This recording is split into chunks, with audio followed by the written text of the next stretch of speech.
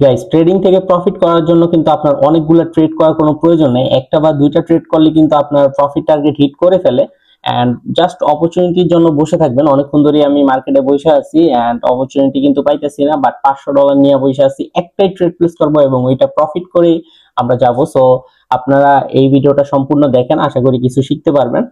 তো এই ডিসিএনওয়াই মার্কেটে আছি এন্ড এই মার্কেটে জাস্ট ট্র্যাপ করতেছে, ডাউন ডিরেকশনে যাইতেছে, বাট এটা ডাউন ট্রেন্ডের মতো দেখাইতেছে না। জাস্ট আমার চোখে দেখাইতেছে না, এটা কিন্তু ডাউন ট্রেন্ড চলতেছে, বাট আমার চোখে এটা ডাউন ট্রেন্ড না। কারণ দেখেন, দুইটা রেড ক্যান্ডেল, একটা গ্রিন ক্যান্ডেল হয়ে যায়, দুইটা রেড ক্যান্ডেল, একটা গ্রিন ক্যান্ডেল আবার, মানে এই মার্কেটে আমার বসে থাকাই সময় নষ্টর মতো। সো মার্কেটটা একটু চেঞ্জ করি, জাস্ট একটাই ট্রেড নিব এবং এটা 100% শিওর শট দিব।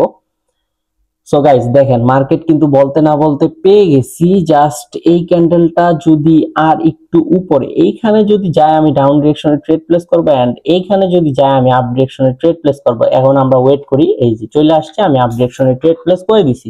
এন্ড আপনার কিন্তু দুই দিকেই কিন্তু ট্রেড প্লেস করার মতো আপনার স্ট্র্যাটেজি থাকতে হবে। আমি কিন্তু আপনাদেরকে বলছি যে এই রাউন্ড নাম্বারে যদি যায় তাহলে আমি ডাউন ডিরেকশনে ট্রেড প্লেস করব এবং এইখানে যদি যায় তাহলে আমি আপ ডিরেকশনে ট্রেড প্লেস করব।